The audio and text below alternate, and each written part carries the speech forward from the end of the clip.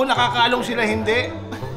Kakahiya. Sasakay ako sa jeep kaso wala nang time kasi lilipat na ng location. So, siguro next time. Pagbaba akong ganon, yung bumagsak ako, so unang yun, nagtawanan, so napahiya ako.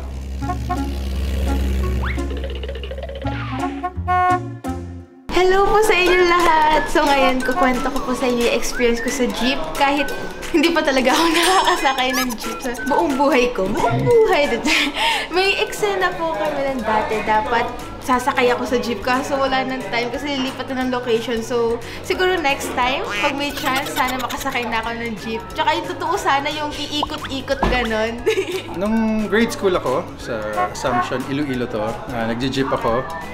The good thing is, yung alam mo yung, siguro mga 7 years old ako, yung freedom na dependent ka. So yun yung feeling ko na mag-isa lang ako, hindi ako hinatid. So yun yung mas ano ko na, yun, maaga ako naging dependent dahil dun sa pag-drive ng jeep. Yung worst part, alala ko to kami mga barkada puno. So ano yung sabit-sabit? Yung technique pala, pag bumaba kang ganun, pag gumanong ka, dapat sasabihan mo na parang patakbo. So yung pagbaba kong ganun, yung bumagsak ako, so unang yun, nagtawanan, so napahiya ako. Actually, hindi ko yun makakalimutan kasi sobrang pahiya ako na. Siyempre naman po, naranasan ko ng sumakay ng jeep kasi actually recently lang na nakasakay ako ng jeep kasi may location kami sa Pipito, sa hotel.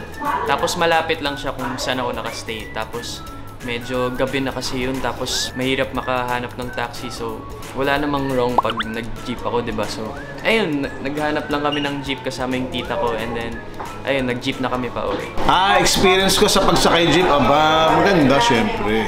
Lagi ako sumasakay ng jeep Nung high school ako, nung college, ayan, lagi ako no. Pero ang hindi ko makakalimutan na experience sa pagsakay ng jeep yung grade 4 ako, grade 5 ako. Sumakay kami ng nanay ko, kaming dalawa. Uso pa kasi no, kinakalong Wala namang pasahero, pero kinalong ako ng nanay ko.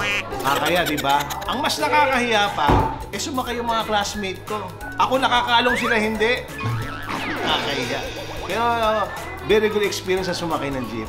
The best.